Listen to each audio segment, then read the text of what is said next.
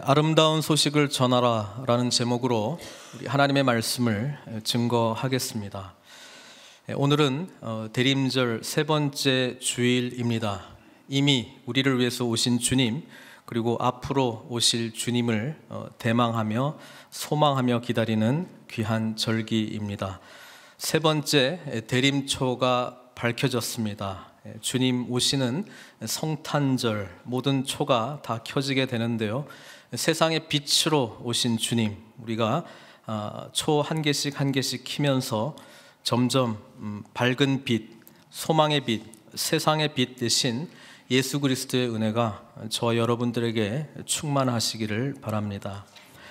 오늘은 이사야 61장의 말씀을 통해서 특별히 우리에게 이미 오신 주님의 놀라운 복음, 또 앞으로 오실 주님의 놀라운 복음의 완성을 향해서 예수님이 오시기 700년이 훨씬 넘은 선지자 이사야를 통해서 오늘 우리가 기다리는 이 복음이신 예수 그리스도가 어떠한 사역을 하실 것이며, 또 이 사역의 내용으로 말미암아 우리는 어떤 변화가 일어나는가를 말씀을 통해서 집중해 보기를 바랍니다. 주님을 기다린다고 우리가 말하지만 이 주님은 어떤 주님이신가? 오늘 이사야 61장 말씀은 정확하게 말씀해 주고 있습니다.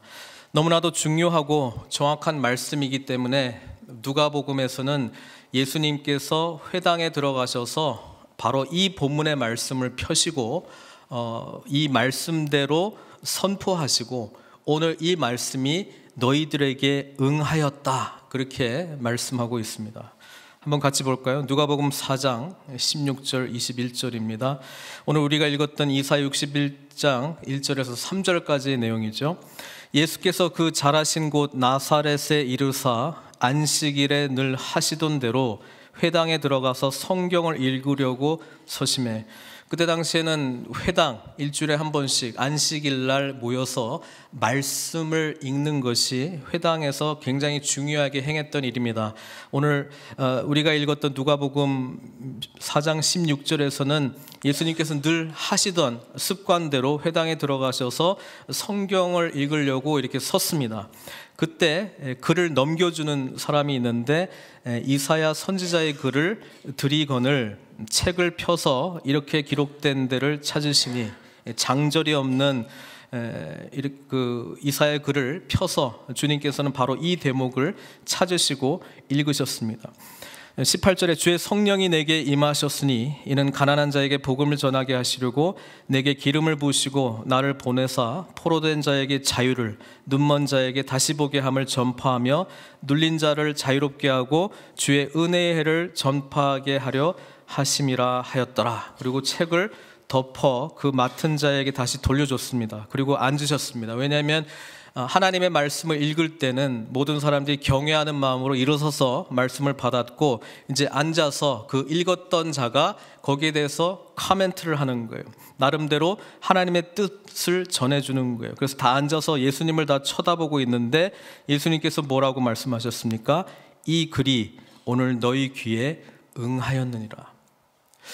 약 730년 좀 전에 이사야 선지자를 통해서 말씀하셨던 이 내용의 말씀을 읽으시고 바로 이 말씀이 너희들에게 응하였다, 이렇게 주님께서 담대하게 선포하셨습니다. 거기 앉아있던, 회당에 앉아있던 모든 사람들이 깜짝 놀랐습니다. 왜냐하면 이 61장은 그 이스라엘 사람들이 그토록 기다렸던 메시아에 관한 본문이었기 때문에 그렇습니다. 61장과 이사야 61장과 누가복음의 본문의 내용을 비교해서 보면 조금 차이점이 있는데요, 가장 큰 차이점은 19절, 누가복음 4장 19절, 주의 은혜의 해를 전파하게 하려 하심이라고 되어 있는데, 이사야 61장 2절에는 두 개의 날이 있습니다. 뭐죠? 은혜의 해, 그리고 우리 하나님의 보복의 날도 있습니다. 근데 예수님께서는 그 부분은 읽지 않으셨어요. 읽지 않으신 이유는 예수님의 초림, 예수님께서 처음 이 땅 가운데 성육신 하셔서 오셔서 전하는 내용은 지금 은혜의 해, 은혜의 시대의 복음을 전하기 위함이고, 이 보복의 날은 최후의 심판이거든요. 다시 오실 주님께서 전해주는 메시지예요. 우리 주님 다시 오시면 그때는 최후의 심판이 우리에게 기다리고 있다는 것입니다. 그래서 보복의 날을 읽지 않으셨어요. 왜? 지금은 은혜의 시대, 은혜의 복음이 선포되는 것이기 때문에 그렇습니다. 그래서 이 대림절 기간에 우리가 이미 오신 주님을 기다리는 저희들 가운데에 이 은혜의 복음에 관한 그 감사함이 넘쳐나야 될 줄 믿습니다. 그리고 마지막 날 계시록에서 전하고 있는 최후의 심판 날에 하나님을 믿는 거룩한 백성들은 주님의 보좌 앞에 완전한 구원, 그리고 둘째 사망의 해를 받지 아니하는 그런 은혜 받은 자들이라고 하는 사실을 우리는 늘 지금 이미 오신 주님의 복음, 은혜의 복음을 기억하면서 감격하며 살아가야 된다는 말씀입니다. 1절에 보시면 우리 주님의 사역이 언제 시작이 되느냐, 1절 한번 앞부분만 보시면 이렇습니다. 주 여호와의 영이 내게 내리셨으니, 누가복음 본문에서는 주의 성령이 내게 임하셨으니, 그렇습니다. 주님의 사역, 메시아의 사역은 성령께서 오셔야만 시작될 수 있는 것이라고 성경은 말씀해주고 있어요. 그래서 예수님의 공생애, 우리는 그 예수님의 사역의 그 3년간의 그 기간, 약 3년간의 그 기간을 공생애라고 부르는데, 언제부터 시작했느냐라고 하는 그 기점이 있다면 언제부터요? 세례 요한의 세례로부터 시작합니다. 왜 그렇습니까? 세례 요한이 예수님께 세례를 줄 때 하늘이 열리고 비둘기의 형체로 뭐가 오십니까? 성령께서 오십니다. 그리고 하늘에서 음성이 나죠. 이는 내 사랑하는 자여 기뻐하는 자라 말씀하셨습니다. 그래서 사역의 내용은 죄인들을 대표하는 예수님께서 세례를 받음으로 죄 사함의 복음을 받아들이는 것이지만, 사실 주님 입장에서는 죄가 원래부터 없으신 분이셨기 때문에 죄 사함의 복음을 전하는 내용을 담았을 뿐 실제로 예수님이 죄 사함을 받은 건 아니거든요. 그러나 우리 주님께서는 성령님께서 임하셨던 것을 성경은 분명히 이야기하고 있습니다.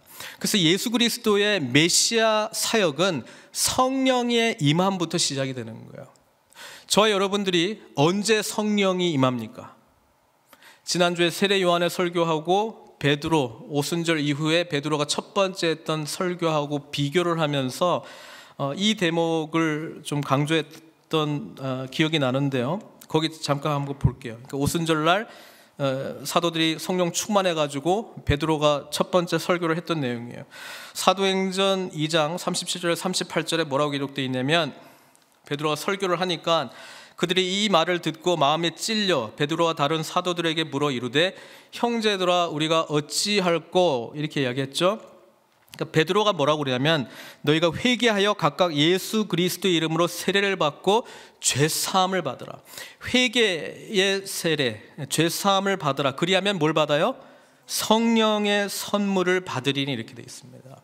우리가 회개하고 죄사함의 세례를 받을 때 우리 주님께서 성령님을 선물로 주세요.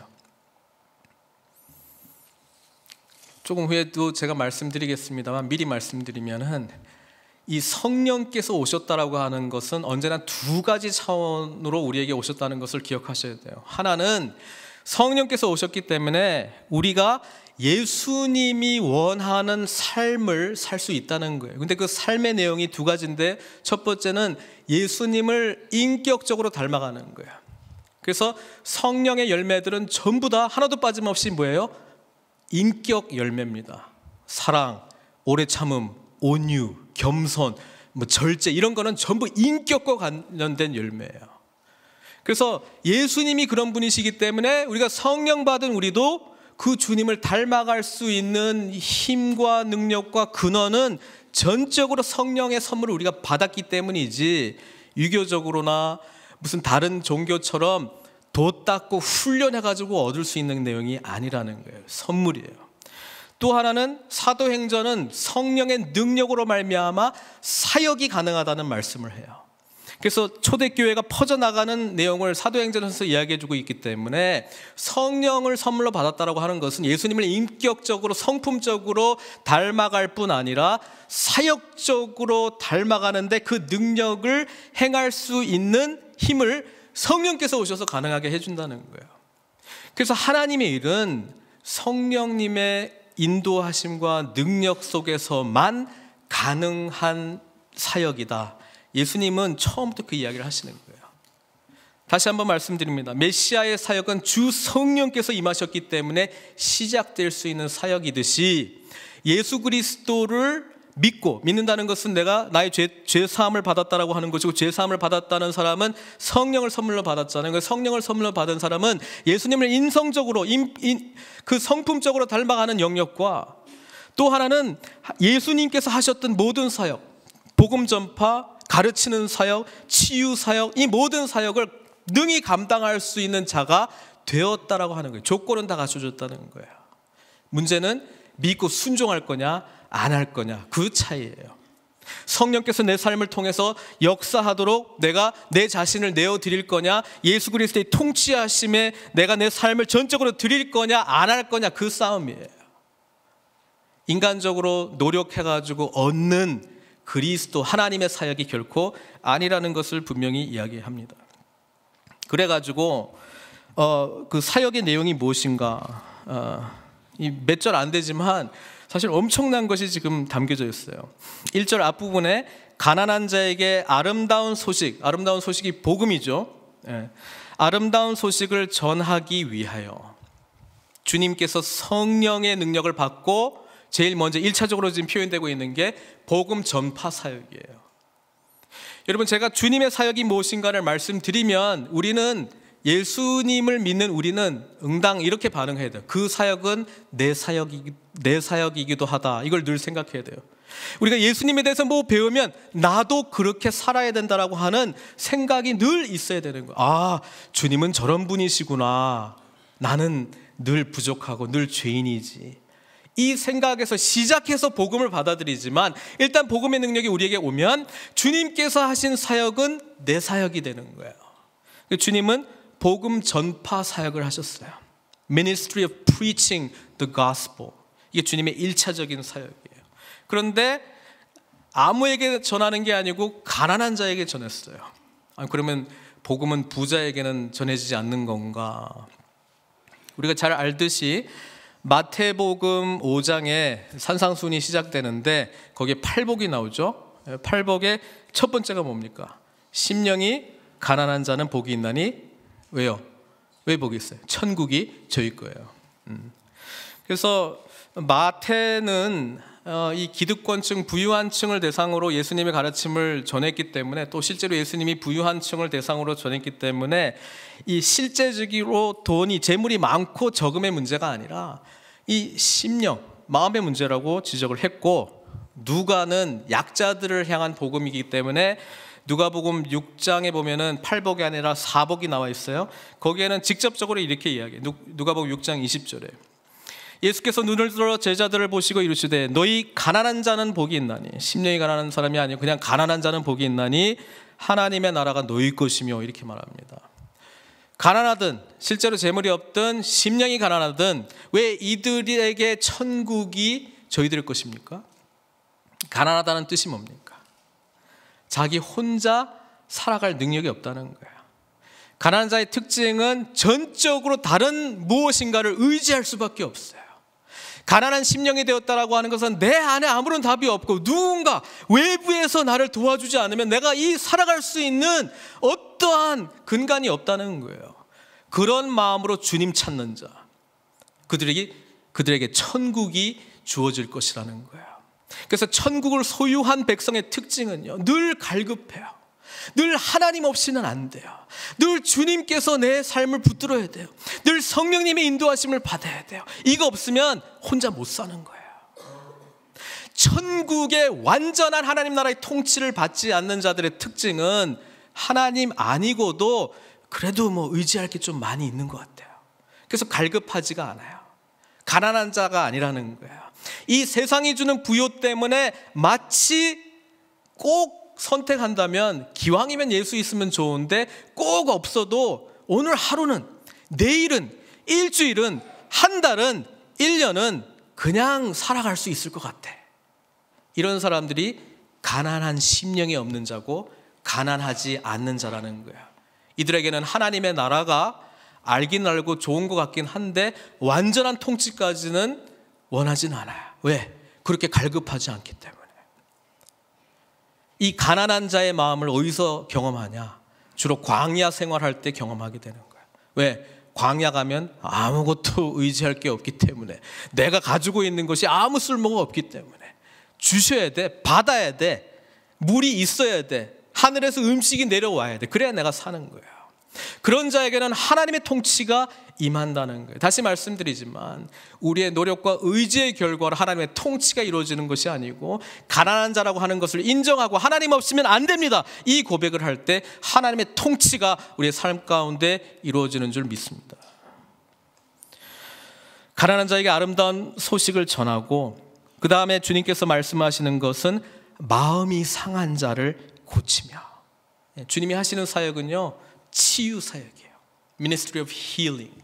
그래서 주님께서 하셨던 사역을 보면은 육신의 치유도 있지만 마음의 치유도 있고 영적인 치유, 모든 치유를 우리 주님께서 하셨습니다. 우리는 이 치유의 사역에 감사하고 감격하며, 대림절 기간에 혹 마음이 상한 자들이 있습니까? 혹 연약한 자들이 있습니까? 혹 답답한 자들이 있습니까? 육신의 질병 가운데 있는 자들이 있습니까? 치유의 근원이신 주님을 더욱더 붙드십시오. 주님께서 치유하실 줄 믿습니다. 그게 주님의 사역의 내용이에요. 그리고 세 번째 내용이 포로된 자에게 자유를, 그리고 갇힌 자에게 노임을. 우리 주님의 사역은 억압받은 우리로 하여금 자유케 하는 사역이에요. 해방 사역이라고도 말할 수 있습니다. 우리 주님께서 요한복음에 직접 말씀하셨죠. 8장 32절에 진리를 알지니 진리가 너희를 어떻게 한다고요? 자유하게 하리라.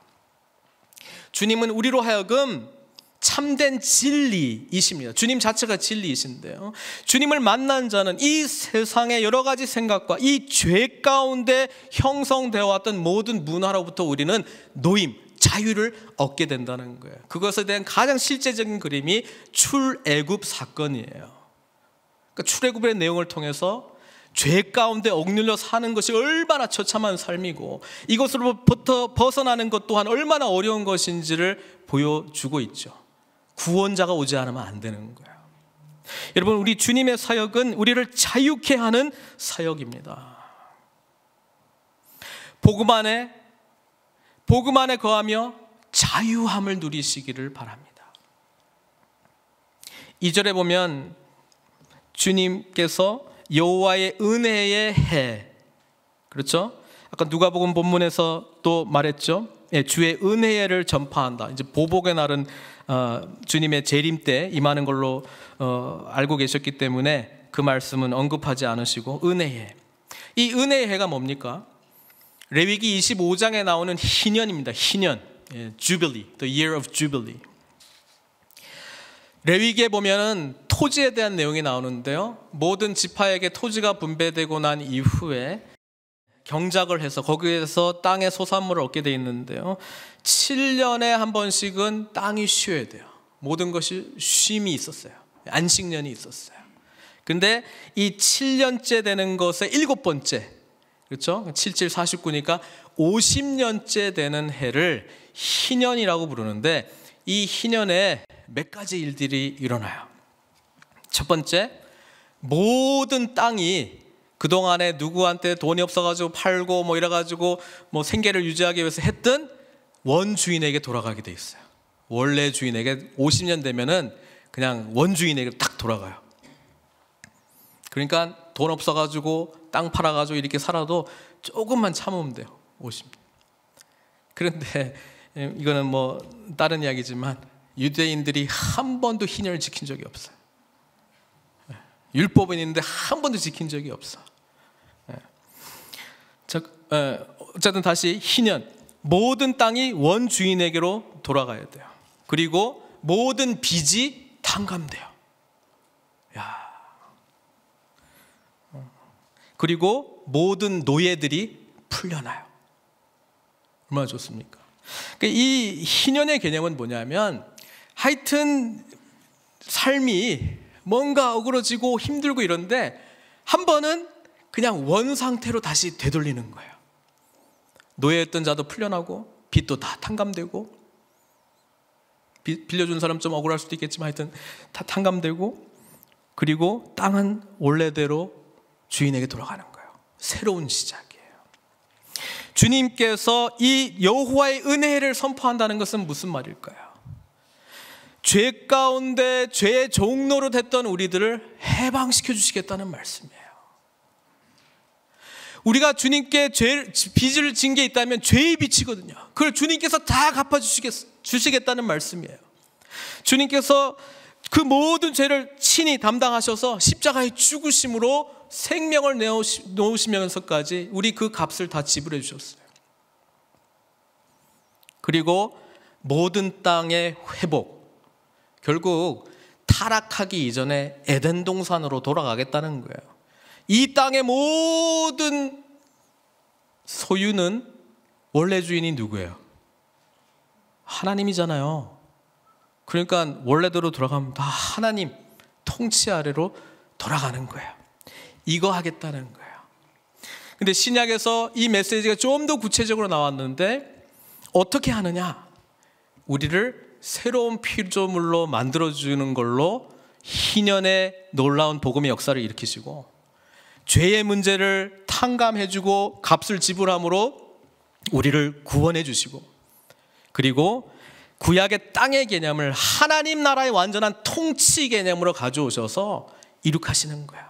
그래서 계시록의 마지막 비전, 또 이사야 선지자의 마지막 비전, 65, 66, 계시록 21, 22의 비전이 뭐예요? 새 하늘과 새 땅, 새 예루살렘. 결국 이 희년의 완성을 향해서 예수 그리스도의 복음이 점차적으로 확장되고 있다는 이야기를 합니다. 보복의 날은 누가복음 4장에서는 예수님이 빼셨는데 예수님의 재림 때 이루어질 내용, 최후의 심판에 대한 말씀이라고 하는 것을 제가 이야기 드렸습니다. 그래서 이 놀라운 메시아의 사역, 복음 전파의 사역, 치유 사역, 또 우리를 회복하시는 이 모든 사역, 그렇죠? 희년의 사역은 모든 것을 원 상태로 회복시켜주는, 타락하기 이전에 에덴 동산으로 다시 회복시켜주는 이 모든 사역에 대한 구체적인 내용들이 3절에 지금 기록이 되어 있는데요, 이렇게 표현되어 있습니다. 그러니까 완전한 변화를 지금 묘사하고 있습니다. 시온에서 슬퍼하는 자에게 화관을 주어 그 죄를 대신하고, 구약에 보면 이 원통한 일이 있고 슬픔이 있고 회개해야 되고 할 때 머리에다 죄를 뿌렸거든요. 슬픔을 대신하여 찬송의 옷으로 그 근심을 대신하시고 그들의 의의 나무 곧 여호와께서 심으신 그 영광을 나타낼 자라 일컬음을 받게 하려 하심이라. 일단 슬퍼하는 자, 애통하는 자를 위로하세요. 이 내용도 팔복 가운데 있죠. 죄 가운데 있는 자들에게 화관을, 슬픔 가운데 있는 자들에게 기쁨의 기름을, 근심 가운데 있는 자들에게 찬송의 옷을 입혀 주신다, 이렇게 말씀하시면서 이 내용은 완전한 변화, 복음이 우리에게 들으면 완전한 전인격적인 변화가 일어난다는 말씀을 해주고 있습니다. 그래서 이제 4절부터 마지막 절까지 다 할 수는 없고 제가 몇 가지만 선별해서 말씀드리는데, 복음이신 예수님께서 오심으로 말미암아 우리에게 어떤 변화들이 있는가, 우리는 누구인가에 대해서 설명을 하고 있어요. 이게 굉장히 중요한데요, 우리 기독교 신앙에는 우리의 존재, being과 관련된 말씀, 그리고 우리가 해야 될 것, 행해야 될 것, 실천해야 될 것, doing과 관련된 말씀이 있어요. 근데 사도 바울은 편지를 적으면서 서신서들을 쓸 때 being을 꼭 앞장에다가 몰아서 다 써요. 우리는 누구인가? 예수님은 우리를 위해서 무슨 일을 하셨는가? 우리는 어떤 변화를 이룩한 사람들인가? 쭉 정하고 그 다음에 나머지 후반부는 그러므로 그 다음에 이렇게 나오는 거야. 그러므로 하면서 전부 실천적인 내용을 말해요. 왜 그렇습니까? 우리의 존재됨은 전적으로 예수 그리스도 때문에 우리에게 아까 말씀한 메시아 사역 때문에 우리가 변화된 거거든요. 그래서 우리의 존재됨에서 우리가 자랑할 게 있어요? 없어요? 하나도 없어요. 그러므로라고 자꾸 이야기하는 것은 우리가 실천하는 기독교적인 삶의 내용이 있다면 그 실천할 수 있는 힘에 근거한 어떤 기초가 있다면 그것은 우리가 이렇게 변화되었기 때문에 이런 실천적인 삶을 요청한다는 거예요. 이거를 잘 모르면요, 뒷부분 그러므로 이렇게 살아라, 그렇게 살았기 때문에 너의 비잉이 괜찮은 크리스찬이네, 이렇게 자꾸 공식 나가면요 율법주의에 빠지는 거예요. 기독교 신앙은요, 하나님께서 우리를 위해서 행하신 이 복음의 능력 속에 내가 어떤 변화가 됐는가를 철저하게 알므로 나오는 자발적이고 기쁨으로 하고 싶은 순종의 영역이라고 하는 거예요. 한 번 더 이야기 안 할게요. 그러면 우리의 비잉에 대한 이야기가 그래서 4절부터 11절까지 쭉 나오는데 우리의 비잉이 어떤 비잉인가 한번 볼게요. 3절에 그들이 의의 나무, 마지막 부분이에요. 의의 나무 곧 여호와께서 심으신 그 영광을 나타낼 자라 일컬음을 받게 하려 하시며, 두 가지가 나왔어요. 첫 번째는 의의 나무. 영어 성경 보면은 오크스라고 나왔어요. 이 나무가 그냥 나무가 아니고 상수리 나무라고 나와 있어요. 그러니까 정확하게 말하면 의의 상수리 나무예요. 예? Oaks of righteousness. 근데 왜 상수리 나무가 나오느냐? 이사야 선지자가 말씀을 전하기 시작할 때 1장이죠. 거기에 상수리 나무에 대한 내용이 나옵니다. 그거 한번 볼게요. 이사야 1장 29절에서 30절. 너희가 기뻐하던 상수리 나무로 말미암아 너희가 부끄러움을 당할 것이요 너희가 택한 동산으로 말미암아 수치를 당할 것이며 너희는 잎사귀 마른 상수리 나무 같을 것이요 물 없는 동산 같으리니. 이게 이스라엘 사람들의 메시아가 오기 전의 정체성이에요. 그들이 어떤 자들인가? 상수리 나무 아래에서 이방신들을 섬겼습니다. 음행했습니다. 그리고 자기들이 택한 동산은 하나님이 창설하신 에덴 동산이 아니었어요. 자기의 죄 가운데 있는 욕망을 표출할 수 있는 공원이에요. 오늘도 우리가 예수 믿는다고 이야기하면서 택하는 동산들이 어떤 것인가 잘 점검하시기를 바랍니다. 기쁨 잘 생각하세요. 하나님으로부터 성령의 능력으로부터 주어지는 기쁨인가 아니면 하나님과 아무 상관없는 기쁨가를 분별할 수 있는 눈이 필요해요. 그들은 억지로 한 게 아니에요. 그 상수리 나무에서 기쁨으로, 여기 표현대로 하면 기뻐했다는 거예요. 좋았어요. 그거 하는 것을 즐겼어요. 그러나 하나님 보시기에는 죄악이었습니다. 그리고 그 잎사귀 마른 상수리 나무 같을 것이요 물 없는 동산, 생명 없는 동산이라고 지금 이야기를 하고 있습니다. 근데 61장 메시아가 오셔서 그 복음을 전파하고 그 복음을 받아들인 자들은 의의 상수리 나무가 된다는 거예요. 의의 상수리 나무로 하나님께서 변화시켜 주신 거예요. 그렇죠? 의의 나무 그러면서 설명하잖아요. 곧 여호와께서 심으신, 자신들이 노력해가지고 심겨진 게 아니고요 하나님이 심으신 그 영광을 나타낼 자라 일컬음을 받게 하려 하십니다. 복음을 우리 가운데 들여줄 때 우리는 의의 나무가 될 뿐만 아니라 그 영광을 나타낼 자가 된다는 거예요. 저는 이 본문을 묵상하면서 물어볼 수밖에 없었습니다. 나는 그리스도의 이 영광을 나타내는 의의 나무인가? 무슨 말이냐면 그 나무를 보면 하나님의 영광이 나타난다는 거예요. 하나님의 영광이 그 나무 가운데 나타난다는 거예요. 사람들이 나를 보면 하나님의 영광스러움을 볼 수 있을까? 여러분, 우리가 신앙생활의 성숙을 향해서 나갈 때 이 고민해야 됩니다. 우리 가운데 성령이 계신데 이 성령의 열매들이, 인격적인 열매들이, 사역적인 열매들이 맺혀지는가 아닌가에 대해서 우리는 심각하게 고민해야 돼요. 왜냐하면 맺혀지지 않고 변화되지 않는다라고 하는 것은 우리 안에 우리의 삶이 그리스도의 통치로 온전히 이루어지지 않고 있다는 증거이기 때문에 그렇습니다. 여러분, 늘 내 자신이 그리스도의 능력 안에서 성숙해 나가고 있는지 살펴야 돼요. 오늘 본문에서 또 다른 우리의 정체성, 지금 6절에 나옵니다. 오직 너희는 누구라고요? 여호와의 제사장, 그리고 너희를 우리 하나님의 봉사자. 두 가지 나옵니다. 제사장, 봉사자. 예, 여기 성경에는 봉사자라고 되어 있는데 영어 성경은 ministers, 사역자라는 거예요. 사역자, ministers of the Lord.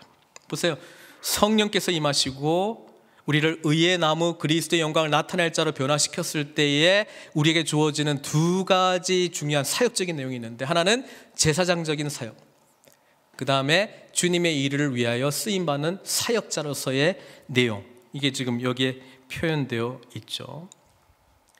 늘 기억하세요. 우리가 성령의 선물을 받잖아요. 그럼 예수님을 닮아가는 거예요. 그 기틀을 주님께서 마련해 주셨어요. 주님을 닮아가는 건 두 차원이에요. 이 성품적인 면, 사역적인 면. 늘 그 부분에 대해서 우리 스스로를 돌아보아야 돼요. 그 두 부분이 다 잘 이루어질 때에 하나님을 향한 영광이 나타날 수 있기 때문에 그렇다라고 하는 것이죠. 그래서 이게 구약에서도 계속 반복적으로 나오고 신약에서도 반복적으로 나오는데, 그냥 제가 신약에 나오는 베드로전서 내용 제가 읽어드리겠습니다. 2장 9절 10절, 너무나 잘 아는 말씀이죠. 너희는 택하신 족속이요 왕 같은 뭐라고요? 제사장들이다, 이렇게 이야기했습니다. 아까 앞부분에 제가 좀 생략을 했는데, 우리 주님께서 기름 부음을 받으셨어요. 여호와의 영이 내게 임했는데 기름 부음을 받으셨어요. 구약에 기름 부음을 받은 사역이 세 가지가 있습니다. 어떤 사역입니까? 선지자, 제사장, 왕. 그렇죠? 선지자, 제사장, 왕입니다. 이 삼중 사역을 우리 주님께서 기름 부음을 받으셨으면서 다 감당하셨어요. 선지자로서 하나님의 말씀을 선포하셨고요, 제사장으로서, 대제사장으로서 하나님과 우리를 연결하시고 중보하셨어요. 그리고 주님께서는 메시아, 기름 부음을 받은 자라는 뜻인데 왕으로 오셨다라고 하는 거예요.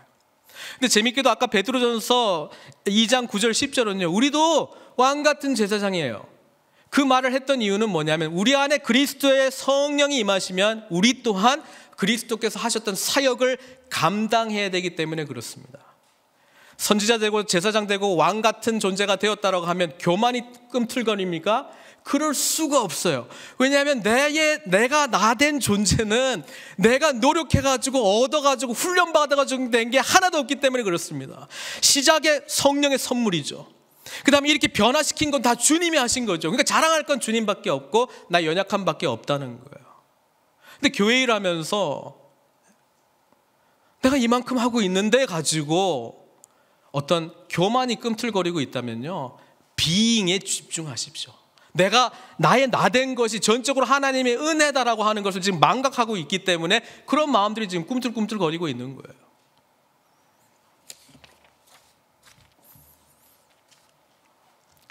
(8절) (9절) 두 가지 얘기하는데 이건 그냥 간략하게 하겠습니다.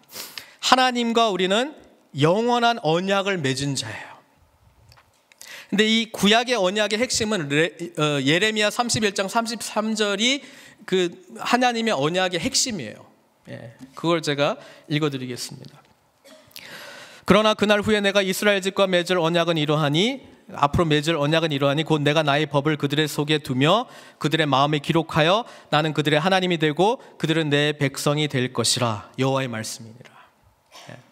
하나님께서 우리 하나님이 되고 우리는 하나님의 백성이 되는 거, 이거는 처음부터 하나님이 하시고자 하는 내용이었어요. 출애굽기 19장에 봐도 나오고요, 출애굽했던 백성들이 하나님 백성 되게 하는 거예요. 그래서 시내산에서 율법 가르치고 제사 드리는 방법 가르치고 하나님과 어떤 관계를 맺어야 될지 잘 가르쳤어요. 그런데 구약의 내용의 결론은 뭐냐면 그렇게 못 살았다는 거예요. 왜? 인간 안에는 그렇게 하나님의 의로움에 합당한 삶을 살아갈 수 있는 능력이 하나도 없기 때문에, 그래서 앞으로 올 날에 대한 예언의 말씀을 하는 거예요. 왜? 그때는 하나님의 법이 우리 안에 있고 그들의 마음에 기록한다라고 하는 거예요. 심령과 우리의 생각과 우리의 모든 것을 변화시켜 주시는 분은 예수님밖에 할 수 없는 영역이에요. 그렇죠? 그러니까 그 관계가 되면 나는 그들의 백성이 되고 그들은 내 백성이 되고, 이 똑같은 말씀 계시록에도 또 나와요. 그들은 내 백성이 되고 나는 그들의 하나님이 되었다. 그러니까 결국 이거 하자는 거예요. 그거 제대로 하자니 예수님 아니면 안 된다는 거예요. 왜? 죄 있는 인간은 하나님 백성이 될 수 없으니까. 그리고 하나님 백성이 된 다음에는 하나님을 닮아가고 예수님을 닮아가고 하나님께서 기뻐하시는 사역에 쓰임 받는 거예요. 심플하게 말하면 그렇게 되는 거예요. 그리고 이 은혜를 깨달은 자 9절, 여호와께 복받은 자들이다, 그렇게 되어 있습니다. 그러니까 여기까지 한 거 정리하면 우리는 의의 나무이고 그의 영광을 나타낼 자이고, 우리는 여호와의 제사장이고 하나님의 사역자들이고 하나님과 영원한 언약을 맺은 자들이고 여호와께 복받은 자들이다. 더 찾을 수도 있지만 이렇게 했습니다. 제가 사실은 몇 가지 안 찾았어요. 자꾸 보면 볼수록 너무 많아가지고 제가 여기서 스톱했습니다. 자꾸 길어지니까. 그리고 말씀을 읽으면서 제가 깊게 묵상했던 내용이 뭐냐면, 우리 하나님은 옷을 입혀주시는 것에 참 관심이 많으시구나. 이 옷을 입혀주신다라고 하는 것이 굉장히 중요한 의미가 있습니다. 옷을 입혀주심으로 나의 존재 자체를 변화시키는 거예요. 여러분, 우리 하나님 앞에 나갈 때 어떤 옷을 입고 나옵니까? 어떤 옷을 입어야 됩니까?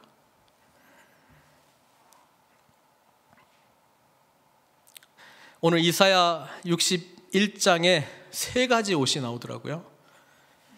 아까 3절에 어떤 옷이에요? 찬송의 옷입니다. 찬송의 옷을 입고 와야 돼요. 그리고 10절에 두 개의 옷이 나오죠. 구원의 옷이 있고 공의의 겉옷이 있어요. 그렇게 생각해 보니 성경은 처음부터 우리 인간이 타락한 이후에 시작된 게 뭐예요? 옷 입는 거였더라고요. 여러분, 타락하기 전에 인간은 옷을 안 입었습니다. 우리 다 벌거벗고 다녔어요. 근데 타락하고 난 이후에 아담과 하와가 그들의 부끄러운 걸 알았어요. 죄가 들어오니까 오만 가지 생각이 나면서, 그래서 하나님께서 그들을 위하여 옷을 만들어 주셨죠. 그 옷이 어떤 옷입니까? 창세기 3장 21절, 여호와 하나님이 아담과 그의 아내를 위하여 가죽 옷을 지어 입히시느니라. 이 가죽 옷의 특징은요, 가죽 전에는 뭐예요? 동물의 이거잖아요. 동물이 죽어야 돼. 누구 때문에? 아담과 하와 때문에요. 그리고 그들의 부끄러운 것을 가려줬어요. 그러고 보니 하나님의 사역은 우리에게 계속 옷 입혀주시는 거더라고요. 로마서 13장 14절, 뭐로 옷 입으라고요? 오직 주 예수 그리스도로 옷 입으래요. 에베소서 4장 22절에서 24절, 특별히 24절 부분 보겠습니다. 새 사람을 입으래요. 옛 사람을 벗어버리고, 옷 벗는 동사거든요. 벗어버리고 새 사람을 입으라는 거예요. 골로새서 3장 12절에서 14절, 여기는 옷이 되게 많아요. 너희는 하나님의 택하사 거룩하고 사랑받는 자처럼 긍휼과 자비와 겸손과 온유와 오래 참음을 옷 입고, 뒤에 두 가지 더 입어야 돼. 용서의 옷을 입고 그 다음에 사랑을 더하라, 사랑의 옷을 입으라는 거예요. 내용적으로 보면 그래요. 여러분, 이 옷은 성령께서 주시는 열매 옷들 아닙니까? 예수 그리스도 옷 입게 되면 예수님 닮아간다는 거예요. 근데 이 모든 옷 입는 거의 특징, 내가 이 옷을 만들 수도 없고 내가 이 옷을 생산해낼 능력이 없어요. 이 옷은 받아야 돼. 이 옷은 누가 입혀줘야 돼. 우리가 주님 앞에 설 때요, 우리가 무슨 옷 입었는가 봤으면 좋겠어요. 내가 하나님 앞에 나올 때 구원의 옷을 입고 있는가, 내 안에 정말 더러운 죄들이 있는데 의의 겉옷으로 덧입혀 주신 그 하나님의 은혜를 기억해야 돼. 가까이 오면 올수록 하나님께서 옷을 자꾸 입혀주세요. 성경도 자세히 보니까 하나님 기뻐하시는 옷 컬러도 있더라고요. 어떤 색깔이겠어요? 흰색입니다. 돌아보시고 좀 흰색 입으신 분들 축복하고, 저만 시커멓게 입고 왔네. 계시록 7장 9절입니다. 이 일 후에 내가 보니 각 나라와 족속과 백성과 방언에서 아무도 능히 셀 수 없는 큰 무리가 나와 무슨 옷을 입어요? 흰 옷을 입고 손에 종려가지를 들고 보좌 앞과 어린 양 앞에 서서.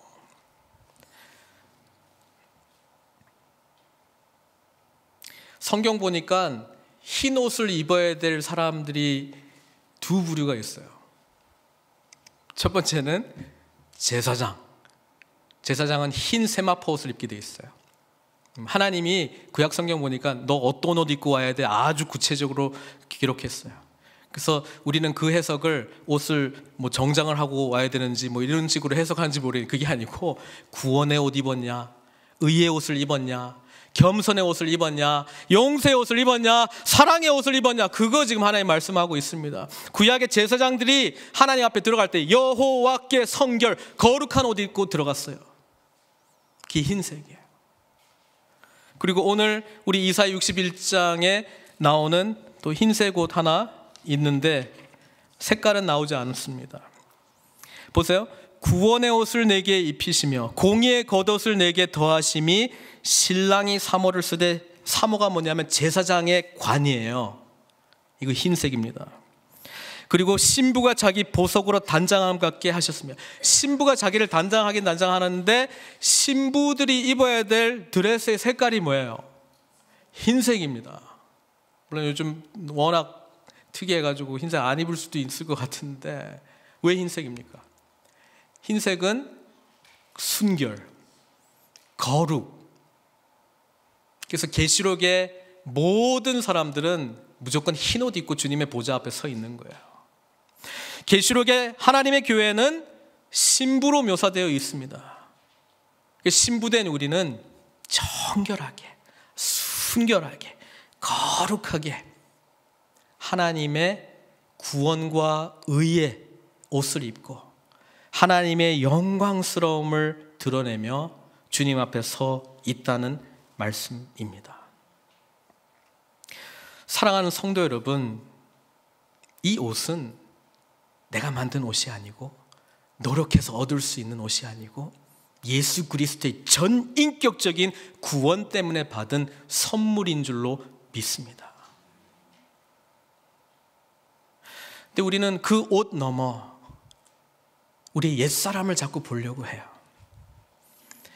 이 옷을 가리우고 이 가운데 나와 있는데 이 옷을 벗기고 그 안에 있는 연약한 자들의 모습을 보려고 해요. 그리고 그것이 그들의 실체다라고 규정합니다.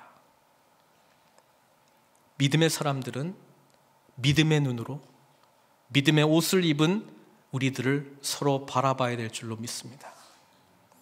그래서 예배 시간에 찬양대가 가운을 입고 저 또한 가운을 입는 이유는, 또 우리 헌금 봉사자들도 가운을 입는 이유는 이 자체가 우리를 거룩하게 합니까? 거룩하게 하시는 하나님께서 부여하신 그 옷을 입는 모습으로 주님 앞에 서 있다라고 하는 그 놀라움과 경외함을 우리는 함께 누리는 거예요. 사랑하는 성도 여러분, 말씀을 맺겠습니다. 주님의 오심을 기다리며 우리는 크리스마스 날 무슨 선물을 준비하며 어떻게 재미있게 보낼까에 집중도 하지만 오시는 주님께서 어떤 메시아적 사역을 위해서 이 땅 가운데 오셨는가, 그리고 우리가 어떠한 존재로 하나님 앞에 서 있는가를 직시하며 복음에 합당한 삶으로 나아갈 수 있도록 함께 주님께 영광 돌리는 삶으로 나아가시는 저 여러분들 되시기를 주님의 이름으로 축원드립니다. 같이 기도하겠습니다. 오늘 말씀 다시 한번 생각하면서 우리 주님께서 우리를 위해서 행하셨던 놀라운 메시아적 사역들이 무엇인가? 복음 전파의 사역, 치유의 사역, 완전한 회복의 사역, 새 피조물로 우리를 거듭나게 하시는 놀라운 사역, 그리고 나는 누구인가? 하나님 앞에 의의 나무이며 주님의 영광을 드러낼 자라고 하는 것과 또 이 놀라운 옷들, 찬송의 옷, 구원의 옷, 의의 옷, 거룩의 옷, 사랑의 옷, 용서의 옷, 예수 그리스도의 옷을 입고 주님 앞에 주님의 거룩하심을 드러내야 하나님께 영광 돌리는 자들이 우리라고 하는 사실을 다시 기억하면서 주님의 오심을 기다리는 것은 주님을 닮아가고 하나님의 사역에 쓰임받고자 하는 결단 아니겠습니까? 주님께서 우리의 어떤 삶의 모습 가운데 우리의 어떤 사역으로 인도하시는가, 주님의 오심을 간절히 기다리는 이 시간 가운데 다시 한번 기억하시고 우리 하나님께 기도로 나아가시도록 하겠습니다. 함께 기도하시겠습니다. 예, 사랑의 하나님, 감사합니다. 복음이신 우리 주님께서 오심을 우리는 기다리는 대림절 기간에 주님의 사역이 무엇인지, 또 그 복음의 사역으로 말미암아 우리가 어떻게 변화되었는지를 다시 한번 붙들고 감사하고 감격하며 하나님 나라 위하여 쓰임받는 왕같은 제사장으로, 하나님의 봉사자 사역자들로 온전히 이 복음에 합당하게 반응하는 저희들 다 될 수 있도록 은총 베풀어 주시옵소서. 예수님의 귀하신 이름으로 기도드리옵나이다.